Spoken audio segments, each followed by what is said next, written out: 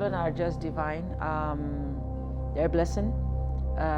Despite not being with their dad any longer, they have just been an expression that I have come to realize as God showing me what it is He has put inside of me, and through the channel of even their dad being, that beauty can come from wherever God wants it to come from. I was insulted because I went towards dance, and I was seen as less valuable than a child who had academic prowess. But I have academic prowess. I might not just have an academic PhD. However, the people that own the PhD found me inspiring to them and came from the gown to the town to wear me a gown, to say, we can identify with you. So I don't need to study thesis when I'm now a thesis. Today, we are joined by the trailblazing dancer, a dedicated advocate for wellness and arts education, who traded her dreams of becoming an aeronautical engineer to follow the beats of her passion. She has broken records and inspired lots of Nigerian creatives with her unstoppable energy and creativity. Ladies and gentlemen, join me as I welcome the phenomenal Dr. Kaffy'S Oluwatoyin Shafao, aka Kaffy'S. Mona, clap, man. Guys, what's wrong with you? Clap, man. How are you, man? This is your energy alone. If I want to sleep, I'll be awake. Mama, I am very well, thank you. Mama, you're the one that taught us energy. You know, Thank you're you. always, Yeah. How are you, mom? I would say I'm thriving. I'm thriving. How are the kids? I'm a huge fan. Oh, my babies. Yeah. I remember stumbling on, you know, some of their contents, and in my head, I'm like, this is how I want my children to be. Like, they are just, you know, well taught. You know, I just love them. Thank you. Thank you. It's a blessing. I also feel sometimes blessed. Sometimes I look at them, I'm like, okay, I'm their mom. So I feel blessed every day when I see them. They're actually amazing children, and I don't want to take all the credit for raising them. I feel that God divinely, they've been coordinated by God. Yes. I'm just doing my bit. Your part. Yes, I am. Thank you so much for coming on the show. Yes, my pleasure.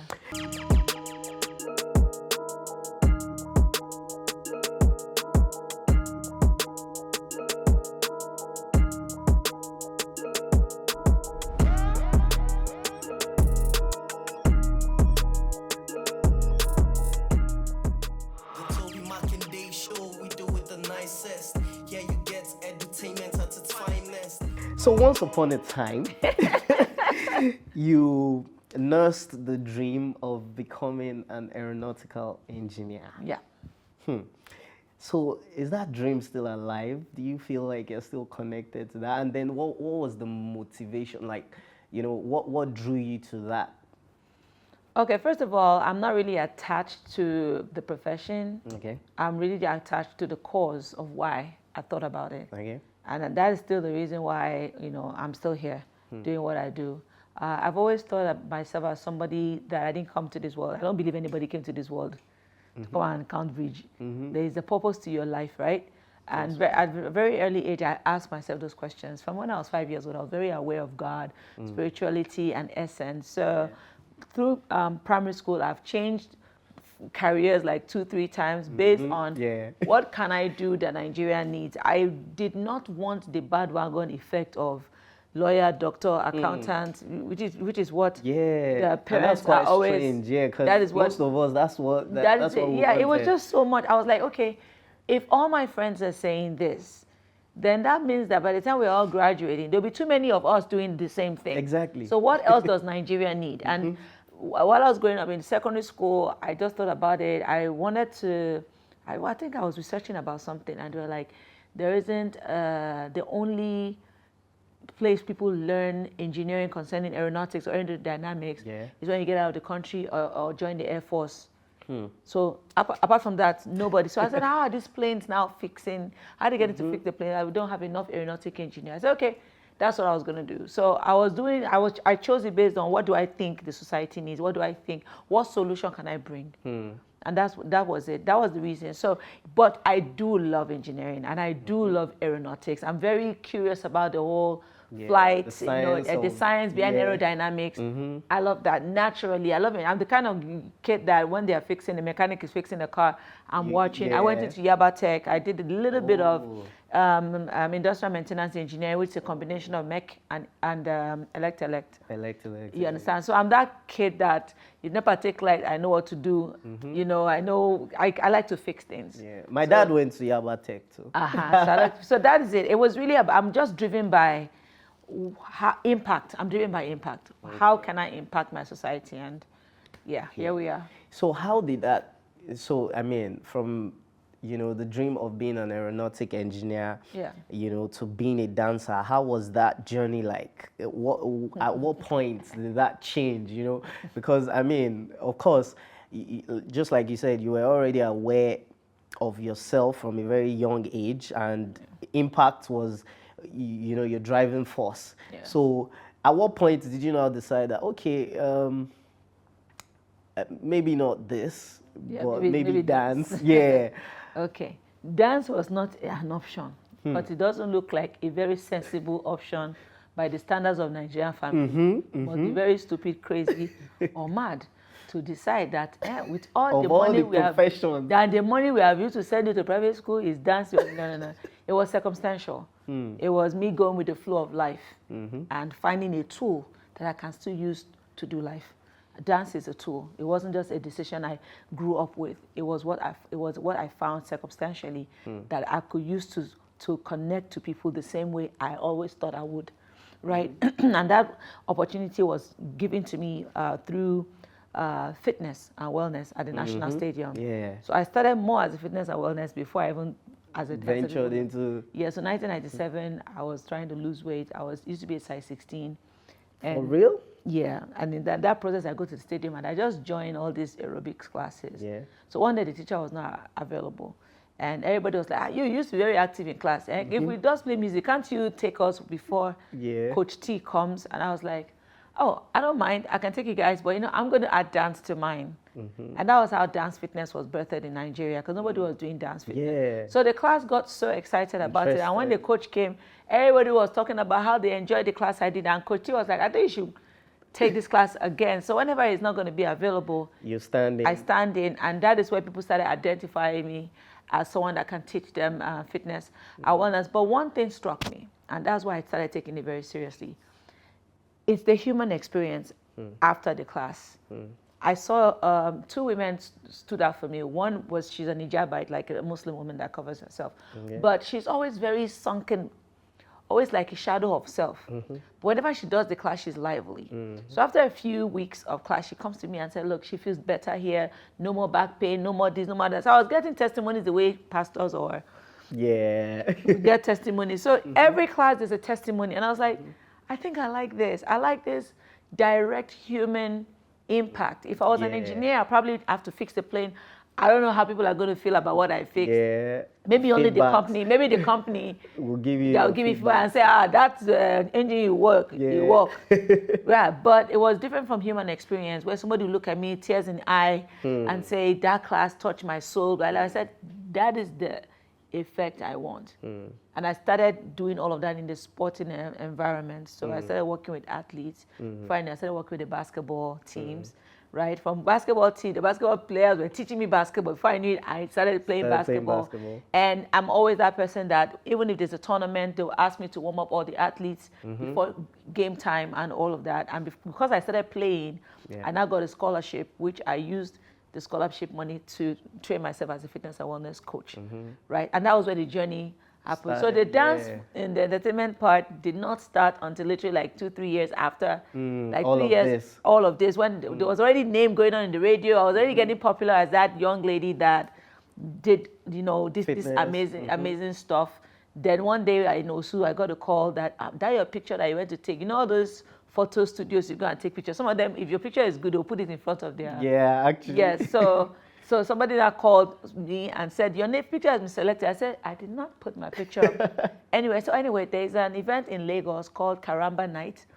And it's almost like an agency-based pageant where they are looking for faces for billboards and all of that. But they are going to use a pageant style to figure that out and select the ladies that I said, I don't do pageant. To me, at that time, I was a very staunch tomboy. I was like, I'm going to wear heels.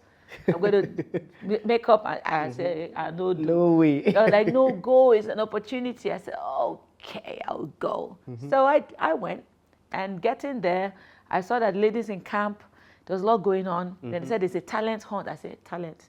At least I know I have one. I can dance. And I don't know if you know Omar Talabi is now like a top-notch taker when it comes to production and event production. He's one of the big shots. That was when he was even boarding. Right? He was in charge of all the ladies. So he was like, you're just coming to camp. I was like, yeah, but I heard there's a talent part. So I think, what talent? He said, don't worry. There are like 16 girls at the corner there. They are learning one choreo. Go and join them, and we'll see what you can do on stage. I was very happy. I said, I can escape one or two things. Yeah. I went to the corner. I saw the 16 ladies, and they were dancing. Oh my! You know those? He lives in me. Me. He lives in you. I just came and I said, excuse me. Please, is there opportunity for solo? He said, 16 girls are going to wear camo and perform. You want to dance by yourself? Which is not done in this country. No, what can you do by yourself? I said, I can do a lot by myself. Please, so he was shouting and everything. I said, please, let me dance by myself. So at some point, he just looked at me and said, this girl is sure of herself. He said, if you go and embarrass yourself in the crowd, I didn't know the kind of crowd I was going to meet. Me, I just thought something little, not knowing that it was like a major industry event. So when it was now time for parading talent and everything like that, that is how I came out. So the girls went before me. That was not a very good thing because the way the crowd booed them, like what in the world are you people doing here? I know, right? The crowd booed them. Then there was another guy, comedian, that did not make the crowd happy, and I'm the next act. An angry crowd. Yeah. And the next act. I know, so by the time right? I just got on stage, The pressure is on you. First of all, then the MC that has not seen me before, doesn't know me before, started praising the kind of praise that makes somebody want that. All the way from America. I said, hey, God. The queen, she has done this. I said, I have not done anything. He was praising so much that I was like, God, help me match up to this guy's hype. So as I was climbing on stage, as I got on stage, I just displayed and I just crouched on the floor like this. Everywhere was silent. Yeah. The next thing you hear, girl. Eléyìí. I can imagine Bruce Lee, Nigerian audience. They were saying different colors. My hand was shaking like this. Music should play. Music did not play. Hey, I said, they said, eléyìí má ti gan pass. And I stayed. So the moment I raised my head to try and shout at the DJ that I told you, signal, once I do this, where you should play. So I was about to raise my head, the beat just dropped at the same time. So it looked like I planned it. Come and see the crowd. Americano, oh my God. Literally, that night was when Rocketman was in the building, Lexi was in the building, Adola Iba was in the building. Those were the first 3 music videos that I did. And that's why I got hired for those videos. And that's where the whole... Wow, that's such an amazing and inspirational story. Because, you mentioned that the reason why you decided then that you wanted to do the engineering thing was because of impact. And then eventually, it's that same impact that, drove you to where you are today. That's quite inspirational. Thank you. So you mentioned at some point, talking about the Nigerian family, you mentioned that. Are you mad? Are you mad to go and meet your parents, your dad, your mom, and tell them that, I want to become a dancer? So, while I was preparing for this, somewhere during the research, I saw something shocking, and I'm like, I've never heard this about you. Okay. Your dad actually disowned you at some point. Yeah. Wow. I was disfathered. But I was refathered after I of the course, Guinness World Record. Absolutely. Yeah. So can you walk us through that? How was that like? I would say it was bittersweet. Bittersweet. I'm sorry. You know why I'm asking this question? Because I tried to imagine that my dad didn't support me because I got all the support that I wanted for my craft. But I tried to imagine that he didn't support me because I was the yes sir kind of child, So I admire, like, you know, people that chased their dreams despite the fact that their family didn't support them. So I'm really curious. How was that like? Yeah, but the funny thing about that kind of situation is there's always a support system one way or the other. It might not just come from the people that you are hoping would take you all, you know, hook, line, and sinker. Because where you are displaying yourself, people are seeing you're good. You're hearing it from friends, colleagues. Do you understand? You know, people are dead. But just this set of people, and they're like, first of all, the angle they were coming from, I understood. Yeah. And it was very valid, and it was hard to fight that mindset. And what is the mindset?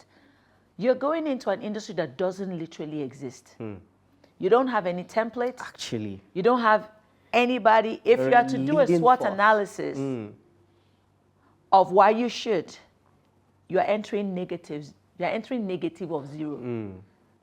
So it doesn't logically make sense. It doesn't economically make sense. It also does not honorably, based on the kind of family I came from, make sense. So why are you choosing something that is against all the major odds of life? Meaning societal acceptance is 0. Religious and spiritual acceptance towards it is 0. Economic and financial acceptance towards it, it doesn't even exist. The honor, it's more of amoral people that they believe go and do that. So why would my daughter, who is an A-class student, who I raised so well from a child of Onile Onlono, you know, want to go into that? It didn't make sense. But what made sense to me that I told them, I said, exactly the point. I said, those qualities and values you put into me is what I'm going to use to go out there, and I will dine among kings and queens with this same thing. I was driven by one hunger alone. And the hunger is, why are we all placed in a box? Why is human value placed in a box? Which matrix system says that a photographer is less valuable than an accountant? But an accountant needs a photographer to preserve his memory. There is value. Just because the society has programmed one value over the other doesn't mean that it's valuable. The hairdresser is valuable because you know what? Some people have lost jobs for not going to get a haircut before they came for interview. So what does that mean? The barber is valuable, right? So even though we have the hierarchy of perception, in terms of human value, we are all. And that was what I wanted to prove. I wanted to prove to my parents that I am valuable just as I am. And I don't care what it is that I decide to be, whether I am if today I was doing hairdressing, you would still be having this interview saying, so how did you turn hairdressing to become this global thing? I will have done exactly the same thing as a baker. I will have done the same thing as a shoemaker. Actually.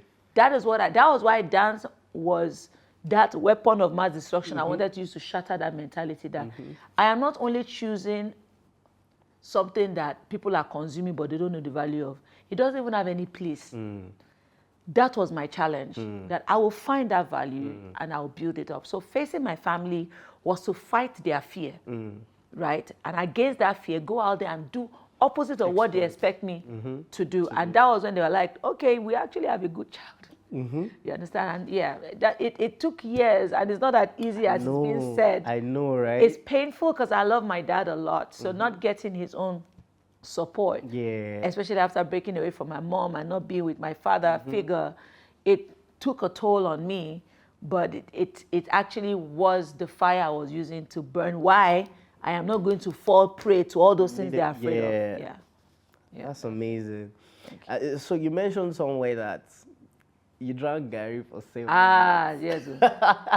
Yes. How were you able to, push through that? Survival. See, first of all, I'm grateful to God for those moments. And that's why even I train my children. I tell people, poverty is the mindset. Hunger is the same. Right? Contentment is the healthiness that your body, is the nutrient that your body needs. Contentment. Because if we look at this scientifically, drinking garri alone for 7 months, scientifically it says you have kwashiorkor. We didn't have nothing. I can imagine. In fact, the glow on my skin, people will stop us on the road and say, you just be careful what you wish for. They'll be like, I wish you are. I said, don't wish you in my house. Yes, apart from the garri, we they pursue rat to kill, to be protein. That was how bad it was. But we were always very content. You understand? Yeah. Carry the bowl of garri, you know, the whole matrix of leave it, let it soak. So yeah. Swear, leave it so that it's not really about the quality of the food, it's about let the stomach feel full. But we were very content kids, no matter the circumstance. And God always had a way to provide. And that's one of the philosophy I adopted in life. Even sometimes life beats our mind up and make us forget certain things. But I try to remind myself that there was never a time that there was nothing to eat. There was just not what we thought we wanted to eat. Actually. Do you get what I'm saying? Yes. And God made sure that that occurred. So the garri was that moment for us. There was provision. There was always a provision. It's what you decide to see that. This garri, so even to today, if garri no day my house, every food can be. If the garri no day, I believe there's no food. But as long as there's garri, you're like, I'm good. Like, I'm okay. And I figured out one thing. Even when our mom was struggling to take us from one house to the other to survive, something was always consistent with those houses, even in the brokenness. There's always a tree that bore fruit. There's always a tree. It's either that almond tree. The almond there was fruit. a day that I almost felt like we were in the Garden of Eden because the almond tree that was bearing fruit that season, Mom said did not have anything. You know when nothing is there and nobody's even coming to see you. Like a whole week, no human being is there. You can even say, Uncle, give me 50. You know day. But you see this fruit tree, all of a sudden, buckets and buckets, and they were the biggest kind. They were red. All our teeth were red. And we were feeding on that. It almost felt like manna. We're feeding on that every day. The house that we left after that, even after our landlord chased us out, there was a soil that we could plant corn and the corn would grow. And we're eating the corn from the land. And we still had one small almond tree. That one was the green and white version. You know, the one you bite some is red inside. Then there's white version. The white one. Then after we gather, we'll now sit down and start breaking and start eating the nuts. So this in conclusion is just to say that, and for the viewers out there, that don't let the design of food make you feel that you are getting or you're not getting. The day you eat chicken in public, the chicken in Chicken Republic is no more valuable than the corn you eat. Just telling the body, I have eaten. And the body doesn't need much to be satisfied. It's the mentality of it. And that's why we stayed healthy, because we were really satisfied with what we got. We knew there was a situation, but we were content with what we had at that time. That's amazing. There's a video I want us to see. Yes. Please. I was just playing around in my gym.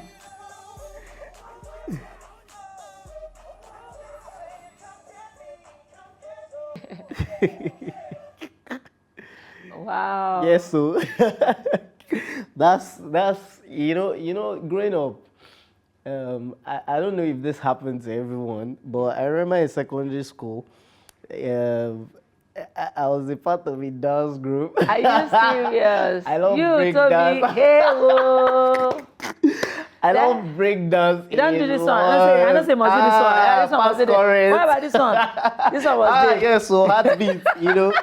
So we used to do all that, and I was a huge fan. In fact, I still am a huge fan of Michael Jackson, Usher. I mean, those were the guys, you know, that we used to look up to. So, you know, seeing some of your videos, I'm always looking at, I mean, I don't know, as someone told you before, you know, sometimes I see you and then I see Janet Jackson.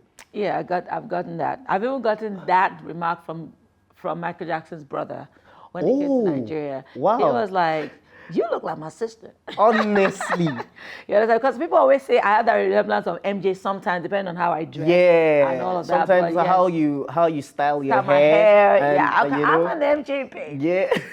I'm an MJ baby. MJ till I live. Let me not say another thing. Yes, and even my concert coming up, I'm going to do a major MJ tribute. So yes, I am very connected to Michael Jackson, his essence, his work ethics. Beyonce as well for her work ethics. These are people I watched and I looked at. You understand what I'm saying? Usher, all of them. Yes, even all the way back to the 80s, from even the breakdance 1, 2, 3, 4. Movies and all this Fame Academy. These are movies that they did proper dancing. So I got my lines and my posture of dance just watching all those people. Yes. Yeah, and I feel like, you know, some of those essence actually reflects in you. You're one of, the most humble, Thank you. celebrities I've met. So, the first time we ever met was when you came on set, my siblings and I. Yes, I remember for you had the Funke. cameo. Yes, you had the I had cameo Yes, appearance. that was fun. It was really fun, and because the scene was. Having a dance instructor coming to instruct To the us, house. and even with the fact that we're dancing rubbish and we didn't know what we're doing, Auntie Kaffy was so like patient with us and was saying, no, just you have to do it this way. I mean, it was all an act, but I could see through that, and the humility, and that's something I really admire about you. We're also together at the conference. Yes. In Akure. In Akure, Yes, do it again. and I remember, Yes, coming to meet you, telling you that I love what you do, I love you. Yeah. Do you remember me? And you were so, accommodating, and that's something I like. Thank So you. talking about aerobics, fitness. Yeah. Tell us about Jokojo. Is that Yes. correct? Jokojo. Yes. Yes. So when I started the fitness journey, I realized that we were always copying the West from a lot of stuff. So, I also did Zumba. I did all of that. I was like, how about we have our own indigenous brand of fitness? And that's when I created my fitness company called Ijoda. It's called Ijoda, right? But it has a double meaning, because Okay. Ijoda is Ijoda. Where's the Where's dance? the dance? Then Ijoda. Oh, Dance is good. So Okay. the fitness wellness company is based off of movement and flow. So as much as we're doing all the normal exercises, but dance has been the bedrock of that. So under that Ijoda, I have Kalakuta vibes. Kalakuta vibe is I do Afrobeat dancing for workout. Then so there are like different products under that. Or programs under that. Jokojo is just one of those programs as well. So Jokojo is sit down and dance. So as we're both sitting down now, I can give you moves. And I found out that it was very beneficial for people who had knee issues, back issues, or people that just want a variety. I just want to do something different. Right? And I felt it's also cool. It's for the culture, and the name is something that I wanted to go global. So yes, so that's how Jokojo came about. Amazing. Yes. Okay, so you mentioned earlier again that when you set out to do dance, you wanted to prove, to the family that you came from, especially your dad, whom, you love so much, that, you can still do dance without having to fall into the pit holes that, we have, In the in the industry. Now, I want to ask, was that a motivation for, deciding to compete in the Guinness? Yes. No. Or what was the motivation behind There that? was no motivation. It was somebody that just decided to say, you can do it, let's do it. And that was Uncle Ben Bruce. I did not contact World Guinness World Record myself. Wow. However, between 1988 or so, we had a Guinness World Record book in our table, in our house when I was about 8, 9 years old. And I saw it and I opened it and I was so intrigued by it.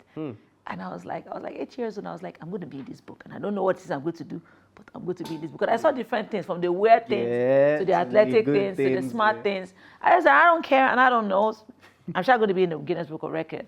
So 20-something years down the line, I am getting a call from Uncle Ben, who was a major fan of my emergence at that time. He was like, you have so much passion. Just some passion. What do you want to do with this thing? He was the first person that even gave me the Guinness, the Silverbird Galleria floor to start doing dance classes there. I was like, just start. Do whatever you can start doing. So he was that man that was always like a godfather to my vision, right? And the next thing was like, there's so much bad news and reputation about Nigeria due to our, they were moving power from military to civilian and all of that, and a lot of sanctions. So Nigeria is in the news always for bad things. Let us do something positive. What can we do? Let's break the Guinness World Record. I said, when are you going to find the record? Let's know. Then one day I went back to the Silverbird Galleria. The next day it was like, I found the record we're going to break. How long can you dance for? I said, I don't know. I know I dance. I have never recorded the timeline of how long, but I know I can. As long as there's something motivating me to do that. He said, okay, we're going to break an existing record.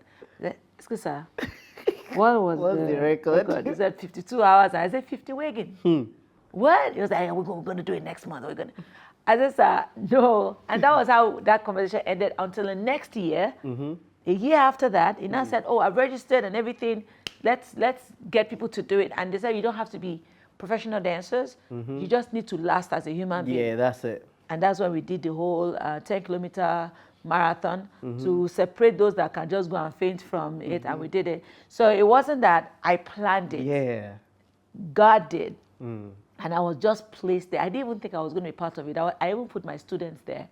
I was just a coordinator. But the last day when we were supposed to kick off, one of the groups needed one more member. And I was the person that just said, you know what, there are only 29 people. Let me just join. So it can be 30. And that happened to be the group that was able to break the record. Wow. That's amazing. I remember watching it on TV, on STV. Yes, and it was phenomenal because you put off the TV, you sleep, you now wake up the next day and you see that what's going on here, So I remember that. But I want to ask, were you at some point, in the competition, were you scared? Didn't it bother you that, what if I don't break this record? I don't do something I ain't gonna finish. It didn't bother me, I wasn't gonna break it. There was no bother. There was just, we are here. Let's do it. Yeah. The only thing, if you say, were there challenges? Yes. And one of the greatest challenge was sleep.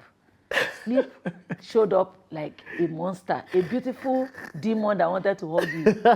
And if you allow her to hug you, you are going down. Wow. Because after 2-3 days, you are in delusion and you're not sleeping. Yes. So you are seeing things, and it's still like this. If you go and hug her, he said, no, it's a problem. So I will see some of my other competitors, they were like this. I said, Uncle, you're not moving. I'm moving. In their brain, they are dancing like MC Hammer, but in reality, the body has shut down. So I had to adopt different strategies and techniques to just keep the entire team. And I think that was one of the major tests in life that I knew I can be a leader. Right? Because I'm not a leader by I want to. I'm a leader by being. But I think that tested leadership for me because I don't even know I don't know more than over 70% of the people that they put together as a group. I don't even know you. I've never trained with you before. I don't know your mental, emotional, or spiritual capacity. We are meeting on the floor. Then I had to ensure that my vision of breaking the Guinness World Record is resting in 28 other people's hands that I don't know whether they can make it or not, but I just believe that I can transfer energy to them. And because of that motivation, they would. And that's when I knew that I was called for transformation of lives. I knew that I was called for that very moment because I got tested. You understand? There was a lot of things going on the floor there that I'm like, this is how human beings are. Even if I want to lead you to the promised land, people even went against us. Of course. It was a lot of things going on within that space, and I just knew that if I could survive this, every other thing is small. The only other thing that I faced also as a challenge was during Ramadan. Okay. And I was fasting. Yes, I had to take Ramadan very seriously. Ooh. Yeah. So it was Ramadan, so I started the fast the first and second day. Third day, I said, I cannot. Yes. So during that, between the second and the third day, because the crowd in the room was reducing due to disqualification, only those of us that were left, and the same number of ACs in the tent was still on. So I caught pneumonia. Oh. So I was burning. Cold, I was burning inside. My chest was collapsing. So one of my rest moments, as I went out, I was like, maybe I'll go into the hospital van. So the guy was like, you are burning up. Maybe you should just call it quits. I said, okay, let me just enter the tent and tell my people that I have escorted you people to a point whereby you don't need me anymore. Because I was not really seeking personal glory. Exactly. I just wanted the group to get there. I said, you guys, and there was one of my assistants at that time, his name was Steven. I said, Steven, go in the tent. And Steven said, go in which tent? If you live here, I am leaving. I am not going to do anything else. Lie. And that's when I knew that, okay, these people are actually relying on my energy. I didn't think that would be the case. I remember looking up to the sky, and I was looking at the tent, and I said, Father Lord, I don't know. Once I enter that place, just come over me. I don't want to think that I am sick. I don't want to think. I'm just going to go in there. And I went crazy. And as I entered, that's when the DJ now played this. I'm gonna enter crazy. Start the craze. And I told them, put that song on repeat. I was running around. I don't know if you guys were watching this. The part that we're all just running around. We're just at that moment was just to go crazy, and that was why I used sweat to break the fever. You know, dance to break the fever, and just continued. Yeah. Wow, that's amazing. Yeah, I know when I catch fever, I'm always shutting down. Like, Yes, you that's know, crazy. that's really amazing. Show, we do it the nicest. Yeah, you get entertainment at its finest. Okay, so welcome to the game segment of the show. Okay. So the rules are simple. We have 60 seconds to throw these eggs into the cup. So whoever has, you know, most points is the winner. Most eggs in a cup. Yes. Okay. That's And I'm fine. sure I'm going to win. Let's go. All right, let's go. Let's go. So let me go first. Okay. Oh, so we need to bounce it? Yes. Allah. Okay. Hey, I'm bad. Like you've had practice. You've had practice. We I had one. 2-1. Ha. O ti ń ṣe kìíní tipẹ́. 3-2. Mo máa ń play lórí O ti phone. ń ṣe tipẹ́. O ti ń ṣe tipẹ́. 3-3. Oh yeah, let's go. How do I know? Hey. Okay, 3-3 la ṣe wá báyìí. Hey, 4-3 o ṣe. Ó ti lọ. Ó ti lọ. 4-3. Hey, Dr. Kaffy wants to win. 4-4.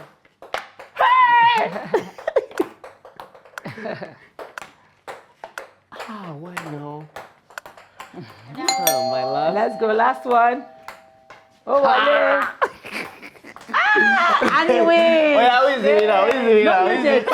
It's 5-4. It was 4-4. Is it tie? Is it tie? Oh, yeah. He did not Thank you beat so me. much. Thank you so Technically, much. if it was longer, maybe. Show, we do it the nicest. Yeah, you get entertainment at its finest. So what made you, why did you decide to write a book called Alajuta, Alajuta, right? yeah. Yeah, why did you decide to write that book? Because I have a story, and the story I felt that is relatable. An average home in Africa, I feel dreams are being sunken in an average home in Africa.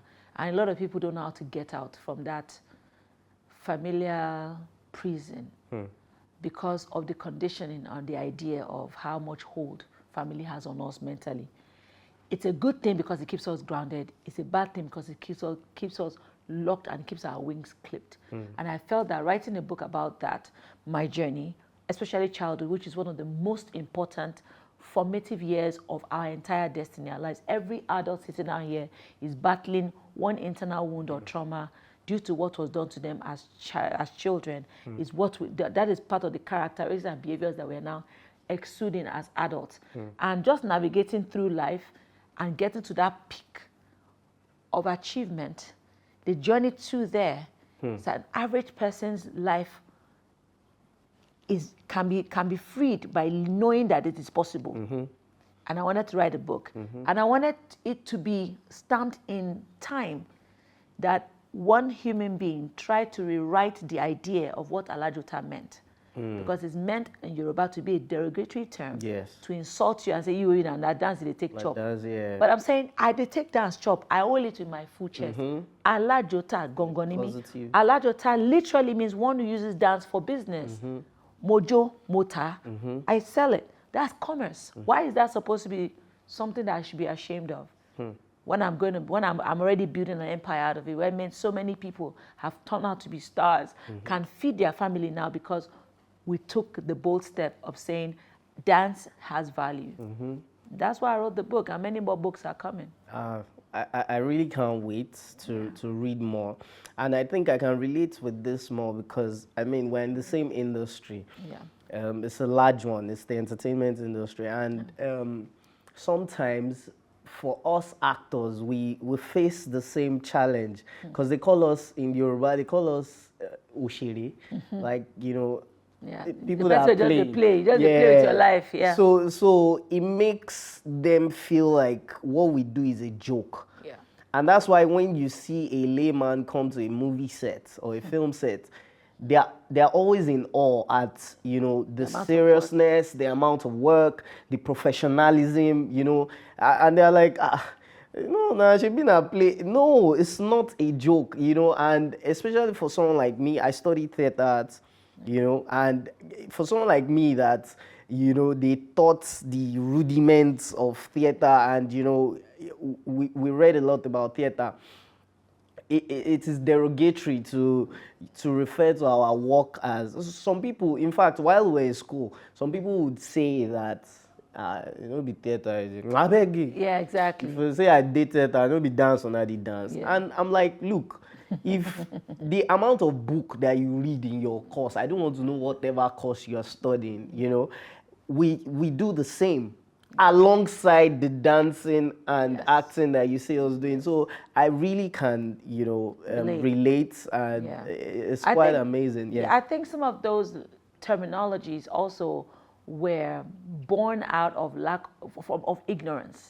Because even calling a musician elere, person where just they play, ere oritage. You understand? Okay, we set up a platform and there's somebody that is playing on top of the platform. Yeah, that's it. That's the meaning, literally. That's literally what you're saying. So, right, and dance is one of the most encompassing art form of human expression because music is embedded in it, right? Motion is embedded in it. Science is embedded in it. There's physics in dance. If you make the wrong turn, you're going down. You're out. Right? There's calculation, there's mental understanding, there's creativity, there's direction. Do you understand? There's philosophy, right? There's communication. That's why dance can serve in all economic structures, all forms of the economy. Dance can function in health, wellness, health and wellness, education, reformation, fashion, especially now, mostly used for advertising and promotion. You understand? So, entertainment. Film, because you choreograph fight scenes. Fight scene is a choreography. You know, so look at I've named like 9 industries. And a dancer can find himself there. Not to talk of an actor who you are supposed to embody a role, different characters and a role, and you have to research them sometimes. Absolutely. You can't play a doctor without knowing a few doctoral terminologies and embody the meaning, so that when you are saying it, you don't look like you're just like cramming. Novice. So yeah, it is. That's quite amazing. So I know you. In fact, it's not I know you. What I call you is Dr. Kaffy. Why did you decide to adopt that name? Okay. I feel I know why, but let me ask you, why did you decide? I didn't adopt it, it was bestowed. And I think God needed to crown it because I was insulted because I went towards dance and I was seen as less valuable than a child who had academic prowess. But I have academic prowess. I might not just have an academic PhD. However, the people that own the PhD found me inspiring to them and came from the gown to the town to wear me a gown, to say, we can identify with you. So I don't need to study thesis when I'm now a thesis. I don't need to write a paper when I'm now a paper in universities. I'm being studied, I'm being used as project because I dare to be different. And that is what being unique can do for you. It's a lonely road, but it's surely a road where you get to shine and get to illuminate to the world. Most of the people that have done remarkable things in this world, a lot of them debunked or stepped out of institutions that felt like it was a cage. I'm not saying education is not important. I think it is one of the most important components that you can have as an artist or a creative expresser, because education allows you to know how to navigate the terrains of the world, economy, and the language of industries, right? However, the creative process of human expression is divine, and no one can interfere with the grace and how far that can go. Nobody can interfere with that. So, doctorate degree, double doctorate degree by 2 different institutions is not a mistake. It was bound to happen, and there's so much more. I've been called to be on boards that, is people that people consider some certain level of, hierarchy that are there. And I'm part of those board. I'm looking at myself, and I said, as a dancer, I am here. The United States consulate invited me for an exchange program called IVLP. I went to America for about 21 days under them. And I was put in the cohort that had only policy makers of other countries there, having what they call global economic conversation, macroeconomic conversations. And I'm there as a dancer. Everybody's looking at my table and saying dance company. And they're like, she's supposed to be here. Until I open my mouth, they realize that, oh, she's supposed to be here. Because that's how global my mind is. I'm inspired by this because I look forward to being a doctor someday. It's something I look forward to. I'm sort of like a bookworm. Nice. Yeah, so I like to research, I like to read, I like to know more, and so I'm deeply inspired by you. I want to ask, what's your comment on, so there's an argument, I was at a place one day, and we're having a conversation, and so there was an argument. I mean, somebody just said it, joking, just like we said earlier about how, they call actors Ushiri and think of dancers as people that are just, they're just jokers. Okay, Anyways, so I was there and the person just said, that film promotion now, dance, everybody dance now, blah, blah, blah. And he said it in a very, derogatory, manner. And then somebody else, not even me, also an actor, mentioned to him that, but, I mean, what are you saying? I mean, we are all theater artists. Back in the days, theater was all encompassing. You couldn't be an actor without being a dancer. You can't be a dancer without being an actor. You have to do everything. The music, the dance, the acting, everything is together. So if you find, it's not out of place if you find film producers having to promote their films, and by dancing or whatever, So I just like you to, love you to drop a comment on that. It literally just confirmed what I just spoke about in terms of the value proposition of the art of dance, which is not expressed enough. And that's why people like us are here, and what we are doing with your show are here to enlighten the minds of the general public. Because that's where the enlightenment should, a lot of ignorance going out there. And the state of a developing nation is always the state of mind of a developing nation puts in a space whereby there's a program into what is called valuable jobs. You understand? There's no dignity in labor as much. There's only dignity in splendor. Who is spending is the man that has value. Actually. Who carry Rolls Royce come. Whether he rent time, say no care. Right? So there's a little bit, there's a decline in the human dignity value chain, generally speaking, which is why you would derogatively look at an art form that made you go and watch a movie and say, now that's not the dance. How did they attract or get the attention of the people that they wanted to sell the movie to? Even rats, especially they do rat killer for inside Molue. Pang pang pang rat killer, pang pang pang, it dey work, pang pang pang buy and now, touch and die, it go dry, it go still use music, or he might even have to dance to do that, because that is what dance does. It creates a frequency of attention. So it grasps attention for you to express something.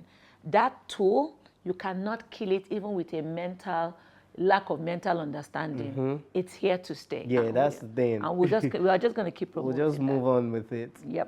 Tell us about your dance company. Okay. How's it been? So my dance company grew from an integrated service provider called Magneto. Because when I started, like I said, there was no template.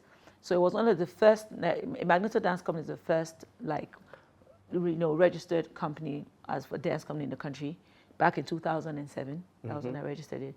And when I started, there wasn't any come and dance. It's not like come and dance and you meet a customer, you meet a stylist, So when I'm hired, I have to be the stylist, costumier, costume maker, makeup artist, and all of that. So the Magneto Dance Company now became an integrated service provider where everything was embedded in it.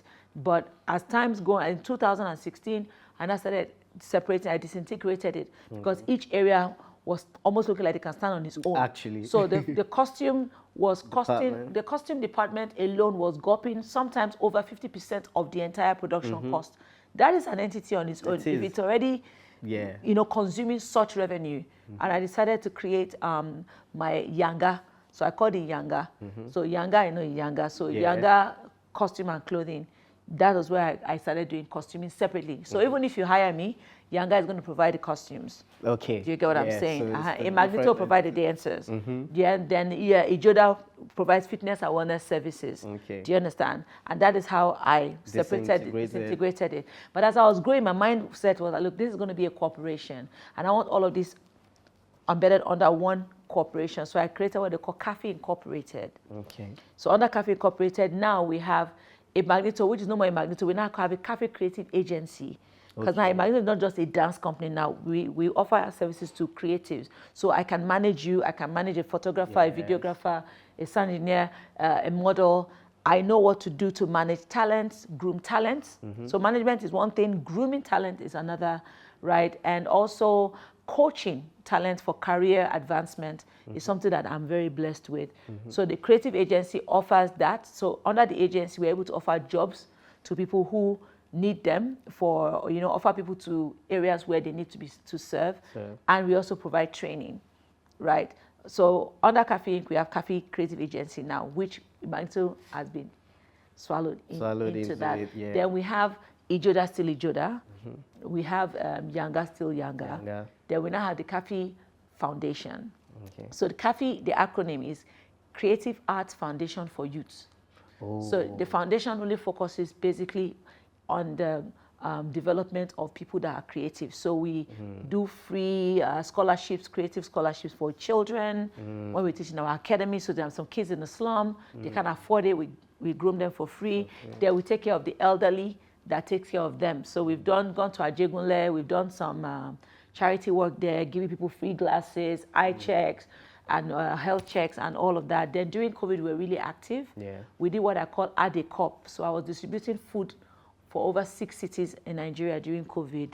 So we created Add a Cup through the foundation. So through the foundation, we've been able to do a whole lot of things. Then I now have technology-based focus now, which is Kaffy'S, because we are creating a varsity for the creatives, an online varsity for the creative.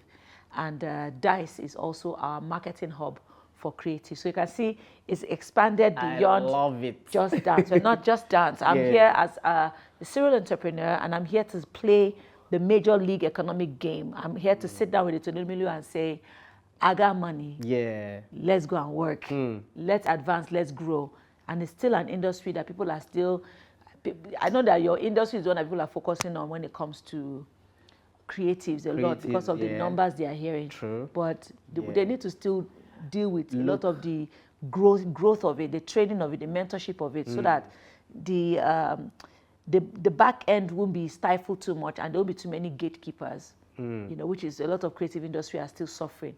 Like you hear government allocate 40 billion, but we don't know what gets to you. So yeah, this is just to give you an expanded view of where my mindset is at right now. I love it. And you know, this is the first time I'm hearing this, by the way, and it just made me respect you more, because I've had guests on this show that started off as dancers, and then most of them said that they had to run, you know, and because of hunger. You know, hunger was the motivation. I mean, they're still in entertainment, but like in other, you know, spheres. So the fact that, you know, you started off with dance, and this is a whole entity, like proper business entity, and I respect you for that. Thank you. I respect you a lot. Thank you. And it's really because, just to wrap on that, it's really because people are being myopic about the idea dance.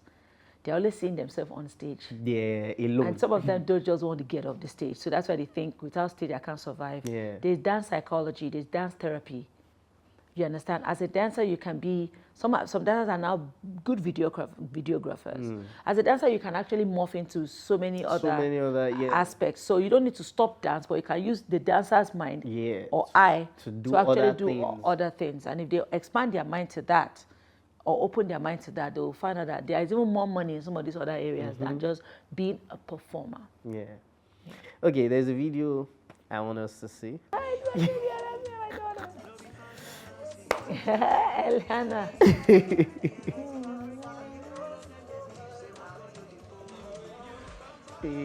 So tell us about your kids. Oh, my children are just divine. They're a blessing.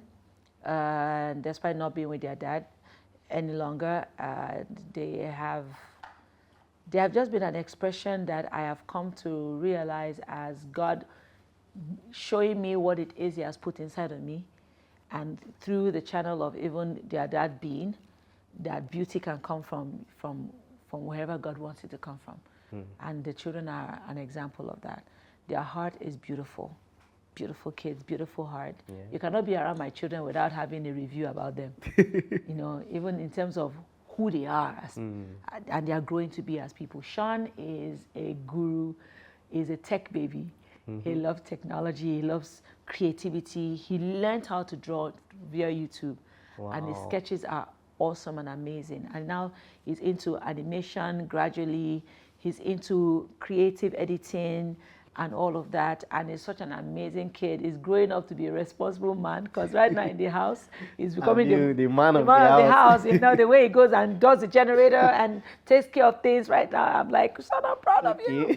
And you know, and academically, they're very sound. And my daughter as well, yes, she already looks like she loves entertainment. You know, my daughter will just take something like looks like a microphone and start interviewing you. If you see Eliana's videos, wow, even at 5, 6, 7 years old, I'm like, this girl is a star. You understand? And she loves dancing. And her brother was the one that started dancing. Dancing, right? But she's already like taking over it and everything like that. So she also has a lot of creative mind. And my kids are like adults sometimes, the way they talk and communicate. Although my parenting style is a bit different. Okay. So what I adopt is children should not be afraid to speak to their parents, but a parent is also not your best friend. I'm a parent.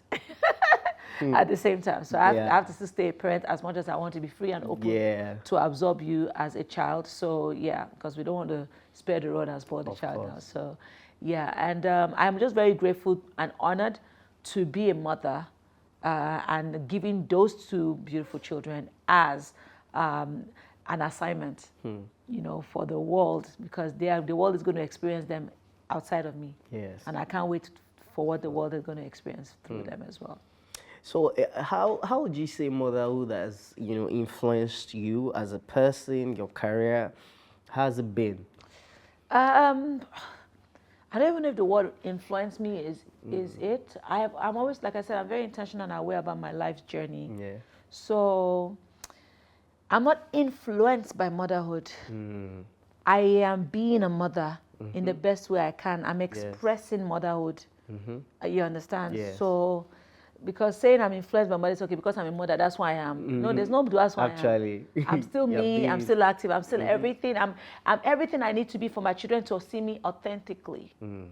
But motherhood also helps you be aware that there are lives you are directly impacting. So forget the show that you want to, the performative thing you want to do out there for people to see who you are. The people that will reveal who you truly are your kids. If you want to know how somebody really is, because they know sometimes because they're going to mirror you. Yes. The kids don't do what you tell them. Yeah.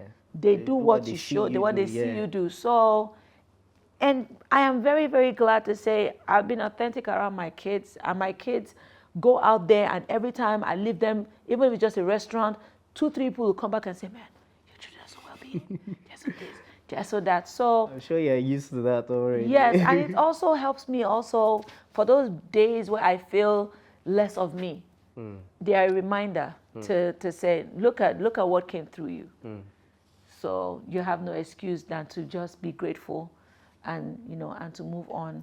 So motherhood is the beauty of knowing that you are a guardian, knowing that you are a teacher, and knowing that you have an opportunity to see who you are through the people that you've birthed in your world. So it's not, motherhood is not just for us to show children, it's for us to also take from them and become. So that's the way it has impacted me, I'll say.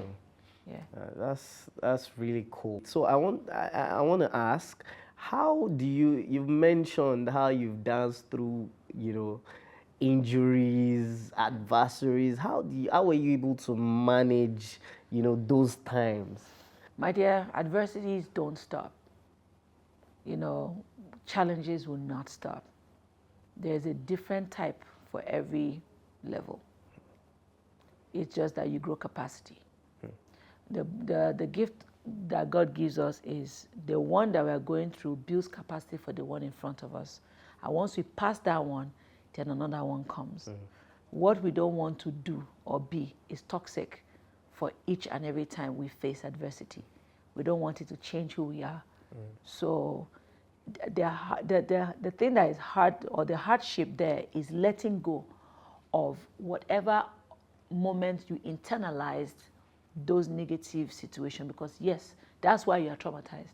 You've internalized it. So I won't say I've never been traumatized. I have been traumatized by those experiences, but I have had to use that as a fire to burn myself out of it all. Did you ever feel like giving up? No, I know they give up. No, I felt like, you know what, if I was going to say give up, was like, maybe I'm just going to leave this dance thing to some people and just focus on that, because I am I'm hydra-headed. So there's no one way to me, right? So I just felt, with all this betrayal I've been seeing, especially in the dance industry, you know how you have your industry as a way of just, you just like, maybe I should just leave this dance thing to y'all, but I'm not leaving that because they don't pay me or whatever, or division. It's just that I was embodying the adversity too much. I was allowing people's opinion to define me. Even though I had the definition strong enough to move through life, I was allowing it to affect that definition. And before you know it, I was reclining, I was dialing down. You understand? Yes. Dialing down from who you are, because you're trying to not be too much, because some people can't handle how much of who you are. But right now, I know send their papa, all their mama, all their village people, all their congregation. Nah, I'm unapologetic about it right now. Yeah. Yeah. So during my research, I saw another shocking thing. Research plenty. How were you able to reconnect? How was it like reconnecting to your sister? Okay, the one in London? After, yes. Yeah, after how many years? Almost 20-something years. 20-something years. Yes, it was through the Guinness World Record announcements, and she found me through Facebook, and through Facebook we reconnected. And brought her to Nigeria, and that's how it is. So we've been communicating ever since then. But it was really something. This is my book. I don't want people. You need to go buy the book. Guys, you heard? Yes. Go and buy the book. Buy the book. Okay. Alajota. Yes. Alajota is all there. It's all there. The story is there. Yes. Yeah. So buy the book. I don't want to divulge too much about it, but it was really, parents, we just need to do better. We need to do better, because the stories told to me, and the story I found, to later now find that person who lived somewhere else in another part of the world without knowing whether her parents were alive or not, or why she was abandoned, and we also don't understand why we're not connected. It to today is a mystery. But God knows what He's doing, and and energy always flow back to its source, and somehow our energy reconnected. So it's one of the reasons why it's very important that we make right decisions as adults. It's very important, yes. So looking back, what would you say has been your greatest achievement? Can I be honest? There's no back for me anymore. There's only Forward. Now and forward. I don't want to look back. I'm grateful for back, but I'm here. And I want to just look forward. So the greatest thing you're looking for is ahead of us. That's all I can say. Amongst all you've collaborated with so many people, internationally and locally. Yeah. Who would you say, or which collaboration would you say is your best? Or, Best, your most memorable? All of them are, because I met them all at different stages. And one of the amazing stuff about my journey, which is a bit unique from a lot of people who are dancing now, is that a lot of young people right now want to dance for the artist, for them to blow. We were dancing for the artist to blow. It's two different things. So my mindset then, when working with Wizkid when it was coming up, working with Tiwa when she was coming up, working with P-Square when they were, you know, pushing their thing, was what am I coming to do here to make things better? Right? But nowadays what you get is, let me dance for David so that I can be popular. Let me dance for Brother so I can be popular. But then we aren't doing that. We were like, what does Burna need on stage to make him the next best act? And those are the investments. So when you're talking about who is the best person I've worked with, I don't really have the best person because everybody challenged me in the space whereby I needed to be there and something about them needed to change. And I got that positive result across all. So in terms of women, Tiwa Savage, YJ, and what's her name again?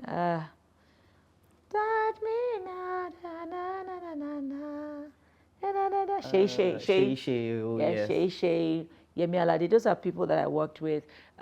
For men, definitely P-Square. Very memorable because yes, they were that team. We bring it back again. Yes, and one of the reasons why P-Square will maybe stay on top a little bit, apart from maybe Tiwa that I also spent over 8 years working with, is that they were the first artists that actually took the art of dance very, very seriously, and they were not ready to take mediocrity.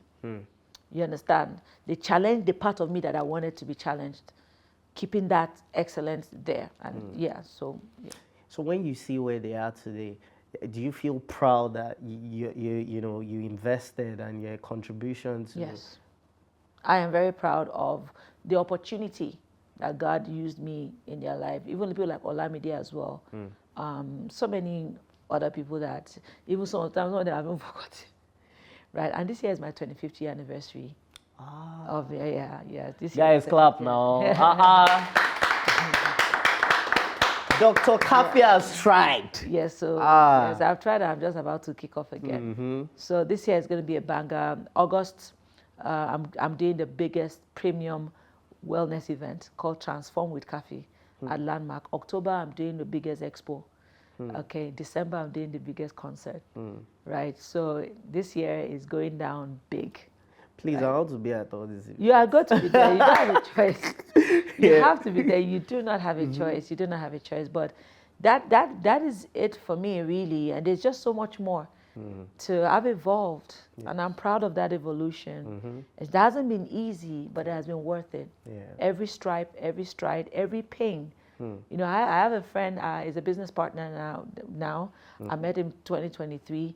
And the journey I've had with him has taught me a lesson about pain. He was the first person ever that we were praying together one day and they said, Father Lord, I just want to thank you for the pain. Because in there is where our growth lies. And I cannot forget that expression ever. That we don't thank God for the pain as much. Because that is where our capacity is developed. Yes. Both spiritual and physical. And mental capacity is in the pain. So we should thank God for the pain.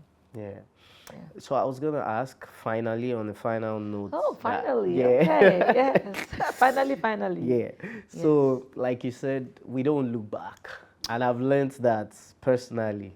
There's only now and forward. I mean, you've mentioned some of the things that, that's happening this year, but what next, afterwards? What next? What are we expecting? That's why I said this year is going to unveil a lot of things. I'm also going to be doing a lot of things that has to do with impact, direct impact, and also virtual, because with virtual I can go global. So the launch of the Kaffy'S platform is a varsity. It's going to be world renowned. You come on there, you get certification, you get coaching, you get mentorship, and you can also get recommendation into other institutions right off the back of the varsity. And the DICE platform is an app that is also being launched. It's called Dance Industry Creative Ecosystem, DICE. And what that does is that it's a marketplace for young creatives to be able to sell, buy, meet, and all of that. We also do that in the Kaffy'S, but that is more for knowledge. DICE is more for selling. So we have that. Yes, I'm expanding. That's quite amazing. Yes. A marketplace for, connecting. Yes. That's really good. Yes, and I'm diversifying into a lot of stuff. I'm doing film, right? I'm going to be in Cannes this year as well. So as my directorial debut. I want to act in your film. No I worries. can act. If you see, I think I have the perfect role for you. Trust me. Thank you. I ma'am. think I just off the back of this, I said, so we're going into film. I am diversifying into a lot. I'm into properties as well now. Okay. So there's a lot for me as a brand. That's why I say you're sitting right in front of. I don't want to use that as a. You're sitting in front of an enigma. Oh yeah. Kaffy'S, the Yes. Empress. Why? Because I am revolutionizing the capacity at which a creative can have an economic grounding on a global scale. Yeah. Amazing. Ladies and gentlemen, the phenomenal Kaffy'S! Thank you so much for coming on the show. I have learned a lot. Thank you. And I'm sure everybody has as well. Thank you. No, I've learned a lot. Thank you. I've learned a lot. And watch out, Toby marking day. You know how we do. Yes. Top mark. Thank you so much for You're coming on welcome. the show. I Thank you. really appreciate it.